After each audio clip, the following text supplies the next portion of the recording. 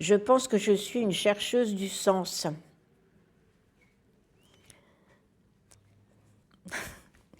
Ben, le sens de l'histoire, mais le sens de la vie. Comment dire, travailler sur la cécité, travailler sur les aveugles, c'est aussi travailler sur l'invisible. Zina Végan, le sens de l'invisible.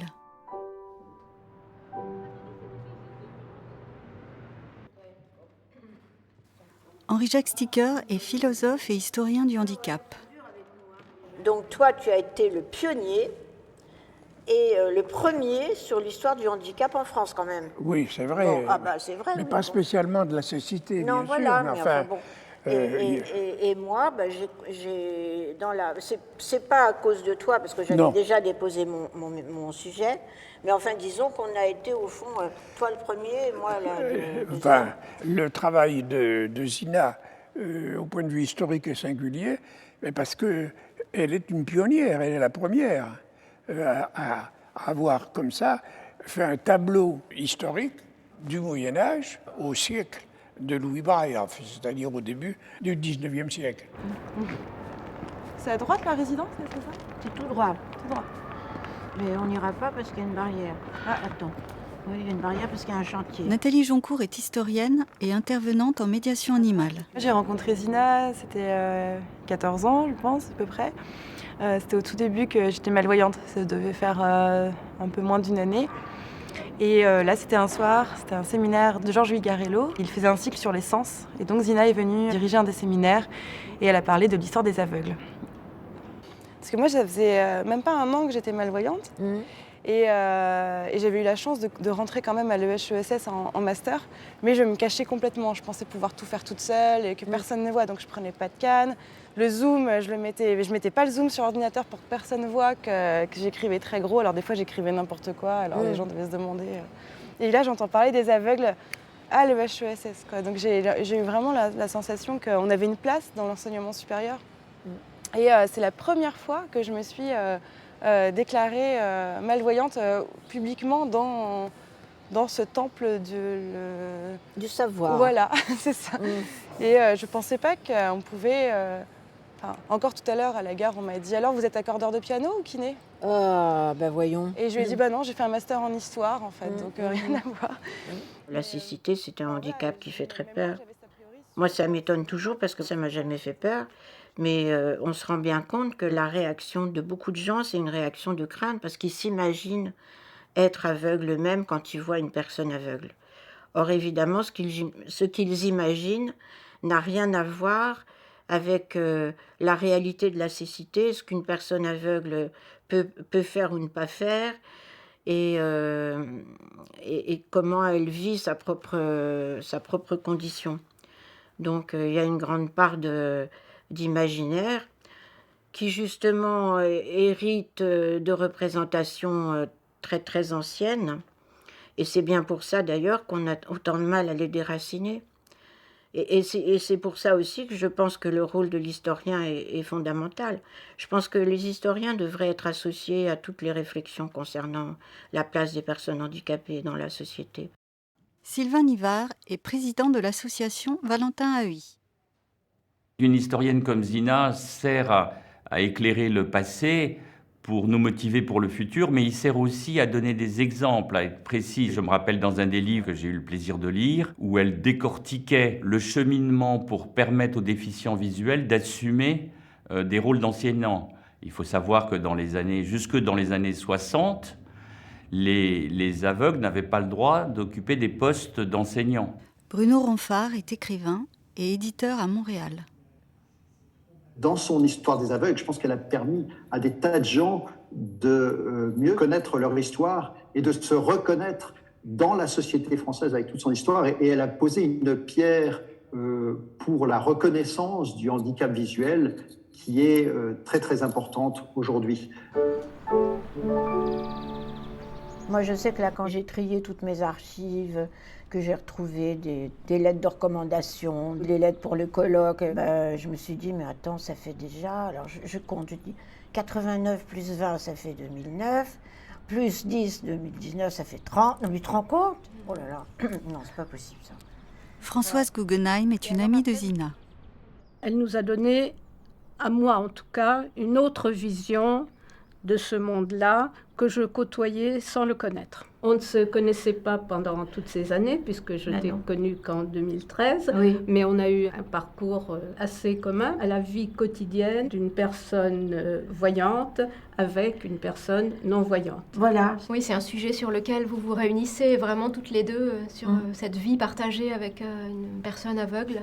L'essentiel est en fait de lui permettre d'accéder à ce qu'il ne voit pas. Quand on a vraiment envie de faire partager quelque chose à quelqu'un, les mots viennent du cœur et à partir de là, c'est tout simple. Moi, c'est une expérience différente parce que mon mari a été aveugle vraiment de naissance. Et du coup, il n'était pas très curieux de... Bon, on passait quelque part, que je lui décrive ce qu'on voyait. Bon, ça lui évoquait rien, en fait. Et une peinture non plus, ça lui évoquait rien. Lui, il s'est construit vraiment autour de Louis. Dominique Végan était ingénieur au Conservatoire national des arts et métiers. Alors, ces photos de mon mari, ça c'est... On voit un peu tout son environnement technique, un tas d'appareils dont je ne connais pas bien il y a un ampli aussi, enfin bon, et là il est à l'ordinateur. Et alors ça évidemment, c'est le clou parce que c'est son agra est équipé du vumètre numérique sonore qu'il a inventé et qui a été breveté et qui équipe, là il l'a connecté à son agra. C'était sa passion, le Nagra. C'était un colloque international. Dominique faisait une communication. Alors on voit qu'il a l'air concentré et pas très content. Il détestait les colloques. Et moi, je suis à côté de lui. Je pense que ça a été un couple magnifique d'échange, de compréhension, d'entraide. Et Dominique, à mon avis, n'aurait pas poursuivi les travaux qu'il a fait pendant la première partie de sa vie s'il n'y avait pas eu Zina. Et je pense que Zina ne serait peut-être pas mise à investir comme ça le domaine du handicap visuel s'il n'y avait pas eu Dominique. Ce que j'ai appelé dans mes publications l'amour aveugle, c'est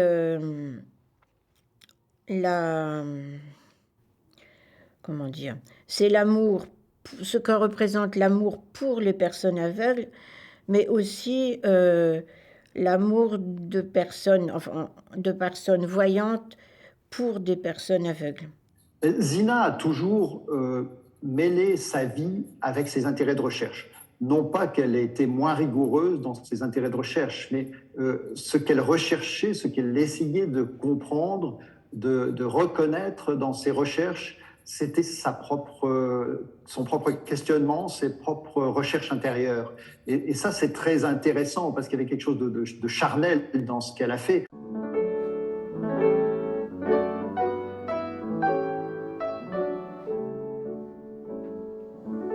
Là, c'est l'ensemble de mes ouvrages, donc depuis mon mémoire de maîtrise là, sur les causes de la cécité et les soins oculaires en France au début du XIXe siècle, ma thèse, et Vivre sans voir qui a été tiré de ma thèse. Dans ce bureau, j'ai certes rédigé ma thèse, mais je n'ai pas fait que ça, heureusement. Je me suis particulièrement intéressée à quelques figures d'aveugles, de différentes époques, enfin du 18e, du 19e et du 20e siècle.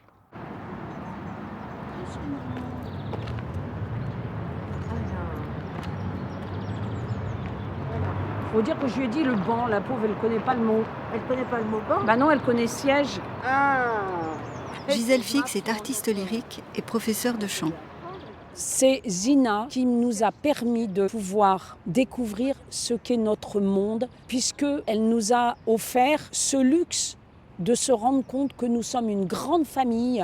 Ses recherches nous ont permis de découvrir des grands compositeurs et également une grande compositrice, à savoir Maria Theresia von Paradis, qui porte tellement bien son nom. Et je dois dire qu'on se sent tout petit vis-à-vis de tous ces gens-là et qu'on aimerait pouvoir découvrir davantage.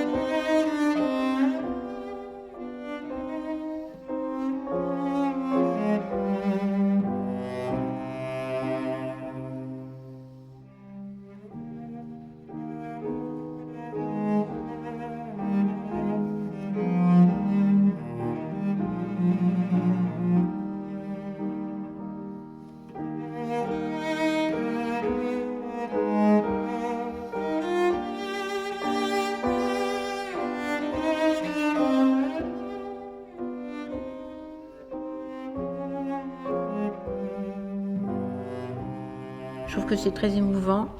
Et puis, c'est cette compositrice aveugle qui a eu tant d'importance finalement dans l'histoire des aveugles, puisque c'est après l'avoir rencontrée que Valentin Haüy, qui est à l'origine finalement de cette institution, bon, qui n'était pas ici, hein.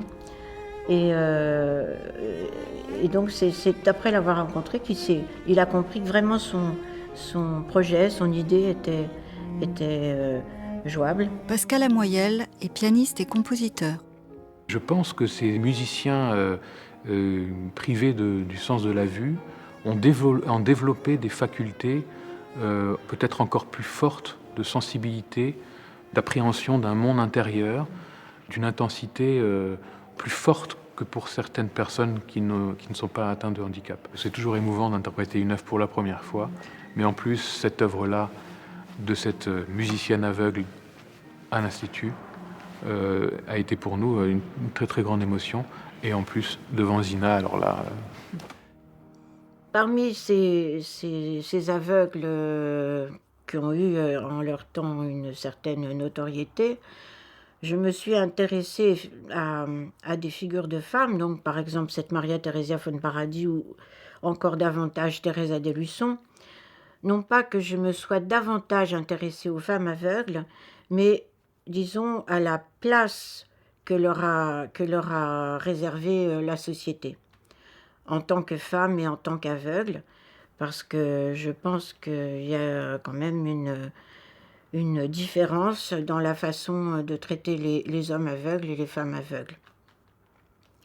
Et que cette différence est toujours présente. J'étais française, Raymond Carral. Moi, je cherchais des documents sur l'hospice, mais sur la cécité, sur les causes et tout ça. Et puis on tombe, sans l'avoir cherché, sur parfois des perles. Et c'est comme ça qu'en cherchant dans un carton d'archives des 15-20, j'ai découvert ce manuscrit de Thérèse Adéluçon, qui cherchait certainement à être admise au 15-20. Elle décrit ses perceptions et ses conseils sur l'éducation des aveugles, et en particulier l'éducation des jeunes filles. Avant-propos, on regarde comme le premier des biens la jouissance de la vue. Je ne puis partager cette opinion. J'en fus privée à l'âge de 9 mois. Je viens d'atteindre ma 22e année et je ne me rappelle pas encore d'avoir formé un seul regret sur la perte de mes yeux. Catherine Kudlick est professeure d'histoire à l'Université de San Francisco. Je suis tombée sur ce manuscrit d'Adéluçon et après ma découverte, j'ai parlé un peu avec Zina pour comprendre la vie d'une femme qui était tout à fait fascinante et connue par personne. C'est-à-dire, elle était une femme de force et des idées profondes pour l'histoire. Moi, je t'ai connue à l'époque de Thérèse Adéluçon. Oui. Ce qui m'a beaucoup marquée. Parce que forcément, il y a une forme d'identification. On peut pas passer à côté quand on est concerné, même si je suis pas aveugle complète. Voilà. Moi, je suis toujours très heureuse lorsque le public peut découvrir ce genre de personnage aveugle oublié grâce à nos travaux d'historiens, d'historiennes. Et de la même manière, Jacques Lucéran, qui a été une figure marquante de la résistance intérieure française, a été méconnu du grand public, jusqu'au livre de Jérôme Garcin, Le Voyant. Pour mon plus grand bonheur, parce que moi j'avais un projet d'écrire un jour sur Lucéran. J'ai écrit un article, mais pas de livre. Puis après j'en ai écrit d'autres articles. Et moi je suis sûre que j'aurais été péniblement publiée par un éditeur confidentiel. Personne n'en aurait parlé, parce que ça aurait été un livre académique. Alors que le livre de Jérôme, c'est vraiment un livre qui peut toucher tout un chacun, et que j'avais été très très heureuse de découvrir.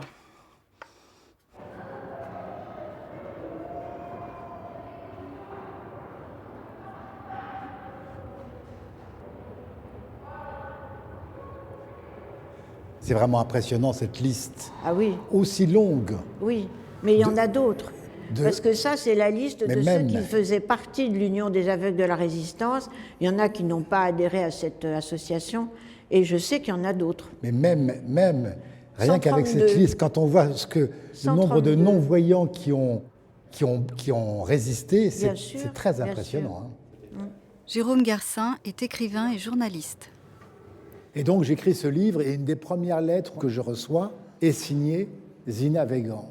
Et on commence à correspondre, Zina et moi, mais beaucoup, hein. C'est-à-dire que à cette époque-là, nos mails sont quasi quotidiens. Et je découvre effectivement que cet homme que j'avais l'ambition de faire redécouvrir, eh bien, qu'elle en était non seulement peut-être la meilleure connaisseuse, mais qu'en même temps, elle avait conscience, bien avant moi, de l'importance qu'il y avait à le faire connaître et redécouvrir. Delphine Bardin est pianiste et amie de Zina.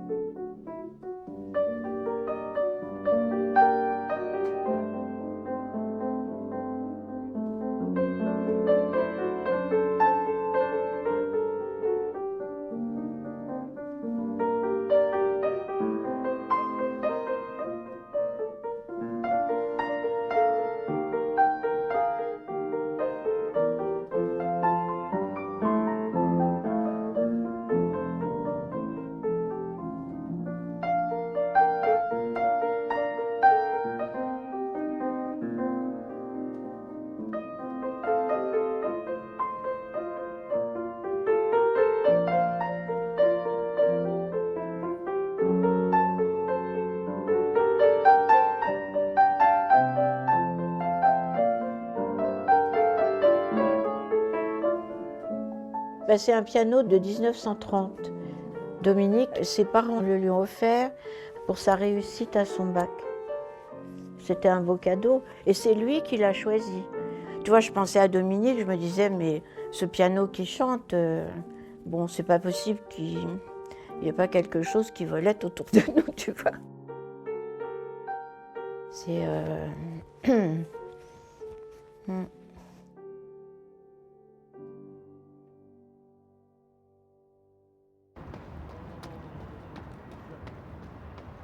Alors, toutes ces archives, ce sont les archives de mes recherches que j'avais chez moi et que j'ai données à l'association Valentin Huy dans la perspective d'une numérisation pour qu'elle puisse servir aux chercheurs. Alors oui, Marion, ces archives-là qui viennent d'arriver. Je cherche Maria Theresia von Paradis. Attends, ben le carton... Il y a 19e, 18e, 17e... Biographie aveugle 18e siècle. C'est bon. Maria Theresia von Paradis. D'accord, merci beaucoup. Oh là là, c'est un gros dossier.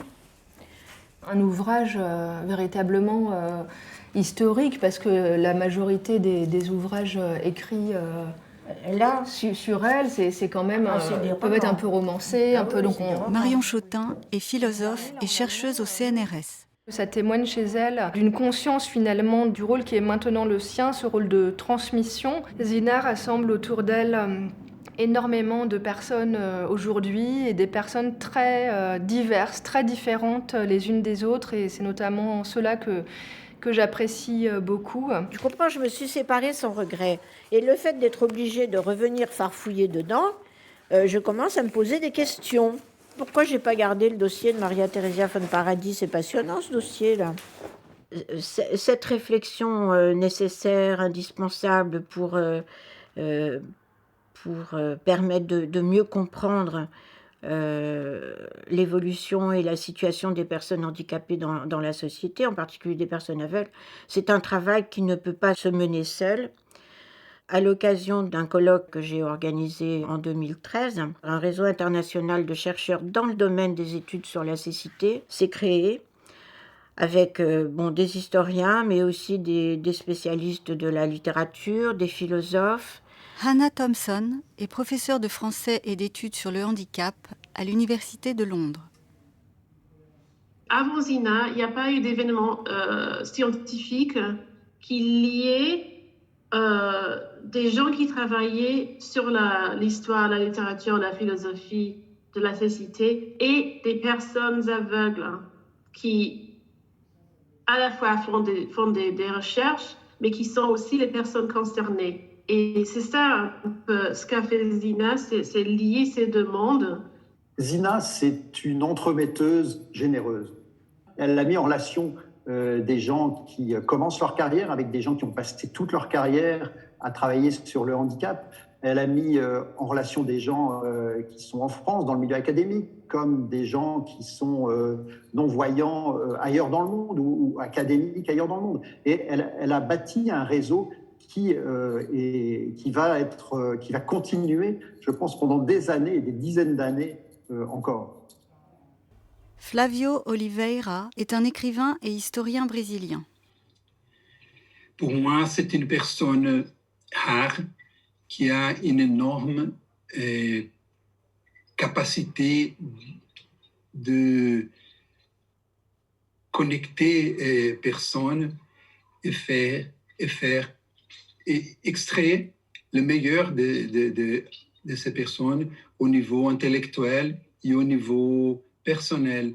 Sous l'inspiration de Zina, je peux organiser un réseau brésilien de rechercheurs sur des aveugles qui peut se contacter avec le réseau plus grand de Zina. J'ai sous les yeux une photo de mon mari et moi le jour où j'ai reçu la Légion d'honneur à l'Institut de la Vision. José Alain Sahel, fondateur de l'Institut de la Vision et professeur en ophtalmologie. D'abord, c'était la reconnaissance de la société pour quelqu'un qui a travaillé très intensivement sur des sujets majeurs. Au-delà de ça, quand elle a décidé d'organiser la réception de sa Légion d'honneur à l'Institut de la Vision, donc finalement sur les 15-20, mais dans le pôle le plus innovant des 15-20, il y avait aussi une symbolique par rapport à ça. C'est pour Zina, mais c'est aussi pour toute la communauté qu'elle représente en fait. Elle a réussi à créer un champ comme ça de recherche et en même temps, elle est d'un vrai soutien pour toute une communauté qui est concernée, qui ne sont pas les chercheurs, mais qui sont les personnes déficientes visuelles elles-mêmes. Et donc pour moi, en fait, cette Légion d'honneur, c'était pour tout ce monde-là, quoi. C'est pas un concept, la cécité. C'est des gens qui vivent avec cette particularité de ne pas y voir et d'avoir justement quelque chose de particulier à apporter au monde. Et qu'on aimerait bien que le monde comprenne que ce ne sont pas juste des gens à qui il manque quelque chose, mais des gens qui ajoutent à la richesse du monde. Tout à l'heure, je parlais de l'envers du monde, c'est l'invisible du monde.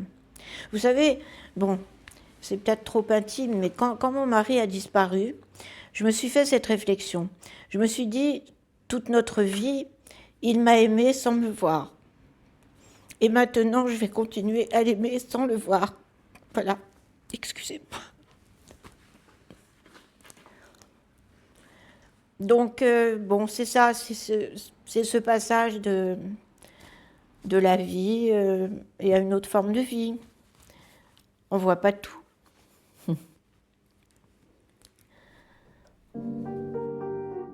Pour de plus amples informations, vous pouvez contacter la Fondation Valentin Haüy 01 44 38 72 90 www.fondationvalentinhaüy.fr. Vous pouvez revoir cette émission sur France TV, le nouveau service vidéo de France Télévisions, www.france.tv/France-5/ à vous de voir avec des tirets.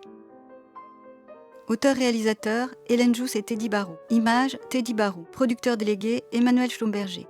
Avec le soutien de la Fondation Valentin Haüy, avec la participation du Centre national du cinéma et de l'image animée et de France Télévisions. Presse, Valérie Blanchet. Production, Valérie Verdier-Ferré, Thomas Bonnet. Direction de l'unité de programme, Patrick Charles, Thibaut Romain. Direction déléguée Environnement Découverte Art de Vivre, Patricia Corfi, Aurélie Taguet. Cette émission vous a été proposée par Bleu Cristal Média et France Télévisions.